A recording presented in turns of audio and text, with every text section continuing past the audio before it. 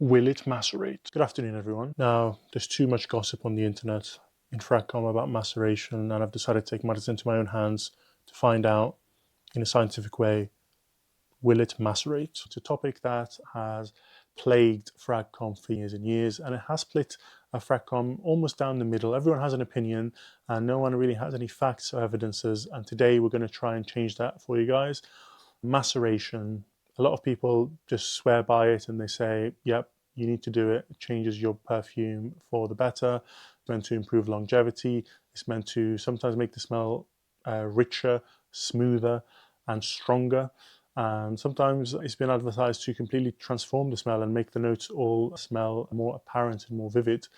Some people say, no, that's nonsense. It's not true. You can't macerate it. It's done by the company anyway. It's just a placebo. It's in your head. You just learn to smell it better, or it smells different to you as your nose develops and is exposed to it a bit more. And to be honest, when it comes to me, I'm not 100% convinced by either side. And that is why I've decided to do this video, to try and get to the bottom of it. So this will be an experiment, and I'm a man of science. I'll try and keep this as scientific as possible and control as many factors as possible. Obviously, this is not going to be a peer-reviewed study that's going to be published in the Lancet or anything like that, but we will do our best to make it as scientific as possible. So today I've got two fragrances which we'll be doing this experiment on. We have Lique à l'extrême first, Encre Noire à l'extrême by Lique rather.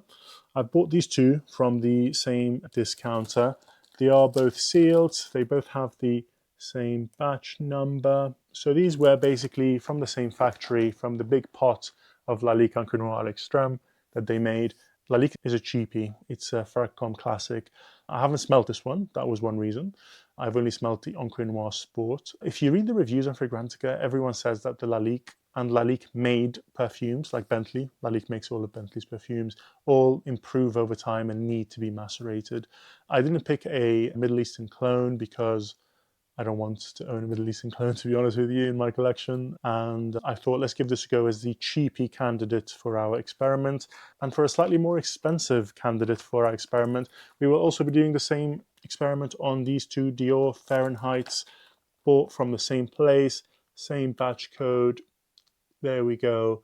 The reason I've chosen a cheapie and a more expensive one is to see if the cheapies are the ones that require maceration and are affected by this, and the more expensive ones are not.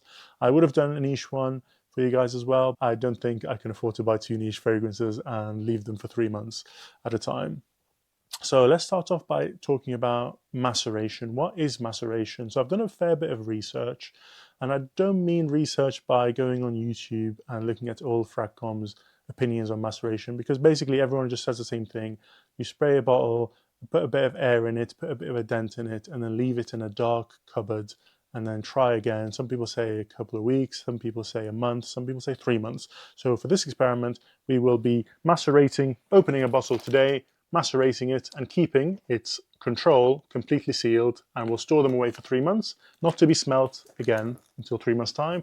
And same with the Dior Fahrenheit. We will be opening one today, spraying the crap out of it, macerating it for 3 months, leaving them both unsmelt and untouched for 3 months, and coming back to see if there's been any improvement in scent profile, projection, sillage, richness of the scent, and longevity, most importantly, of course. In terms of the process, before I came up with this video idea, I was doing a lot of research about maceration and tried to find reputable sources. I've got a blog post from a perfume company in the description below. But basically what I learned is that maceration, as we speak about it in Fragcom, and everyone's made a video just regurgitating the same nonsense, is not real. Okay, it's actually mistaken for what's called maturation. Maceration, according to my research, can only be done in huge batches and is done by the perfume company itself for you. And it does indeed change the scent profile and longevity and richness and things of that nature. What Fragcom and a lot of people talk about when they use the word maceration, they actually describe and mean maturation, which can be done in the bottle afterwards. And also, a lot of perfume houses do maturation too. Hence why if you go on the Amouage website, it says macerated for, I don't know, 6 weeks, macerated for 8 weeks. So supposedly two types of chemical reactions happen when you have some air in the bottle and you release some of that alcohol, aka maturation. You have transesterification, where they form new esters, and that supposedly is what makes, in theory, the scent smell smoother and more round. And you have the formation of Schiff bases, which happens when you introduce air, and that's why some juice turns darker. Let's see if these things actually do anything. I just want to clarify maceration and maturation. We're not in denial. These things exist. This is proven. This is chemistry. And that's why the perfume houses do them themselves on your behalf as part of manufacturing. They do it for a reason. They advertise it on their websites for a reason, to tell you that they've taken really good care of this kind of stuff. And they do it because obviously it works. Obviously it makes things smoother. Obviously it makes things smell better. Obviously it improves sillage and longevity and improves the scent profile in many ways. We're not really disproving that whatsoever. These things are real and they happen, but they come to a certain limit. Okay, after a certain time frame, more chemical reactions, they tend to slow down when they've hit their peak. And technically, if these companies have done that, and we have it in good authority that almost all of them do, maybe a few of the sketchy clone houses don't, and maybe that's why it works really well with those ones. But we have it in good authority that everyone does. Even the ones that don't advertise, we are pretty confident that they do maturation. Otherwise, their scents will just not smell good or what they intended. What we are planning to prove or disprove is whether the maceration that YouTubers and other Fragcom people on social media advertise actually does anything after the manufacturer has done their bit. We will be assessing the three key components of maceration, aka maturation, and that is longevity, projection and sillage, richness of the scent profile, and whether the scent has changed whatsoever. The control will stay completely sealed and untouched, unmaturated, if you like, because in theory, the air is what causes the maturation to happen. And the one that we macerate, we will smell it today on day 0, and then we won't smell it again for 3 months. Now, I wanted to make sure that we control as many factors as possible in this experiment, okay? The maceration, we'll continue to call it maceration, even though technically that's the incorrect term, just to make things easier, okay? When I say maceration, a Fragcom definition of it. The theory of the maceration deniers and disbelievers, if you like, is that basically the scent profile doesn't change, it's your nose that changes. You basically get used to the scent, you find more nuances in it, your nose gets desensitized to the chemicals that are in it, and it comes across differently. And that is a very reasonable theory to have, okay? And to avoid and control that, what I'll be doing is a few things. When it comes to the encre noire, I will only smell it today and never again until the end of the experiment, 3 months' time. That way, my nose will not be exposed to it and learn to smell it or smell it any differently. It will just be smelled once, and that's it, so we can control that. Same with the dior Fahrenheit. And also, to make things more controlled, I will not be smelling any lique whatsoever, in case there is any overlap in their scents. I've only got one other lique, which is Encre Noir Sport. I will be keeping that with them for those 3 months, just so that my nose doesn't get acclimatized and improve over time, so we can remove that kind of doubt. Also, I will not be smelling any new vetiver scents whatsoever, because we're taking this very seriously. I have a few vetiver scents at the moment that I have had for months and months, some many years.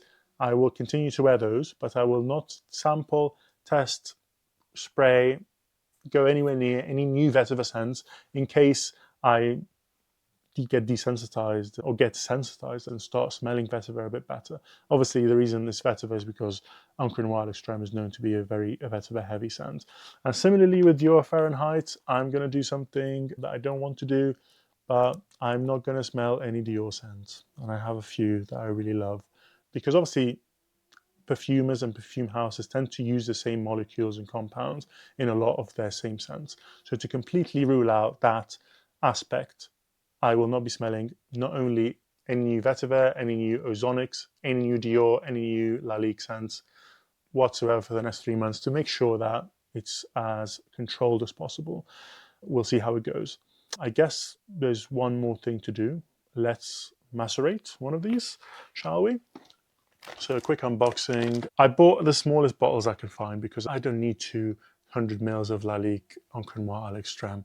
I will give this away. Okay, I'll give one away to one of you guys, maybe when we hit like I don't know, 500 subs or something like that. Dior Fahrenheit, luckily they do it in 50 mils. I can see myself finishing the 50 mils, but I will also be giving away one of these. Your choice, the macerated or unmacerated one, if they're any different, of course. We'll give it a go and see how we get on. So first off, let's crack open the Lique. Whilst I crack open the Lique, I usually do this bit off camera because of the plastic, but I don't want any doubters, so I will do it on camera as well, so that there's no doubt. So excuse the loud plastic sounds. So I want to talk about my experience with maceration, whether I believe it or not. And to be honest with you, I'm as confused as anyone. I need to say something, is that the change of color does not necessarily equal maceration. There are certain molecules that change color over time as they oxidize and age. That's just a fact. So for example, I have a Dior Eau Sauvage Parfum. I've just realized I'm not going to be able to smell that for 3 months. The things I do for this channel, I'm going to miss that one. Dior Eau Sauvage Parfum, the original 2012, it gets darker over time because of the myrrh. Myrrh changes color, it gets darker, becomes darker green. That's just part of it. Vanilla-based scents, or any scent with vanilla, gets darker over time. Even if vanilla is not the main note, any amount of vanilla, it changes color. That's just how it is. It's just natural. I have my own anecdotal evidence and experiences with my bottles of Lilion. One is older, one is darker. The darker one is older by 4 years. It's stronger. It smells different. The labdanum is a beast. This one is a bit more Chanel, a bit elegant. I know it will become that one over time, so I'm not too fussed. But that's anecdotal evidence. A lot of things could have changed. Batch variation, unlikely.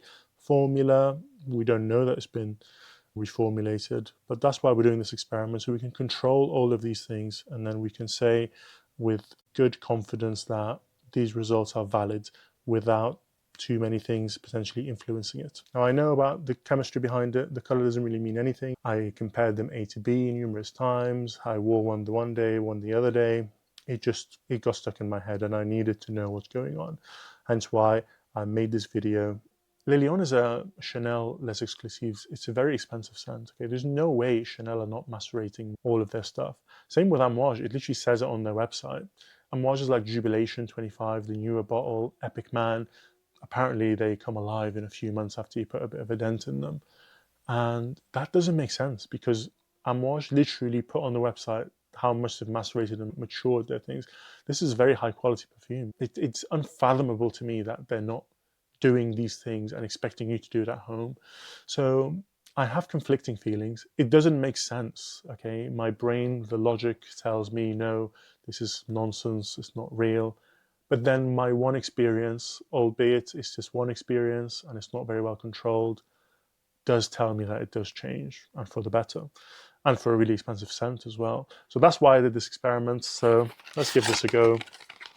Encre Noire à l'Extrême, and of course Dior Fahrenheit. The reason I chose these two, Dior Fahrenheit and is because I'm very familiar with Fahrenheit. Okay, so my nose is not going to get desensitized to it or more sensitive, whatever you want to call it. I'm very familiar with it, and I'm very familiar and a huge fan of vetiver.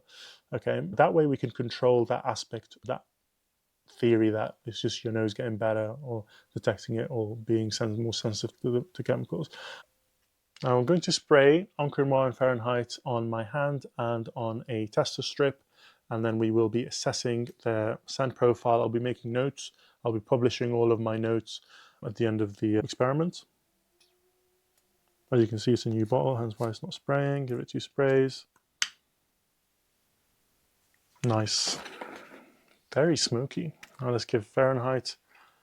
Let's give it a go on this hand. As you can see, the first one usually it's not spraying because it's brand new. 2 sprays.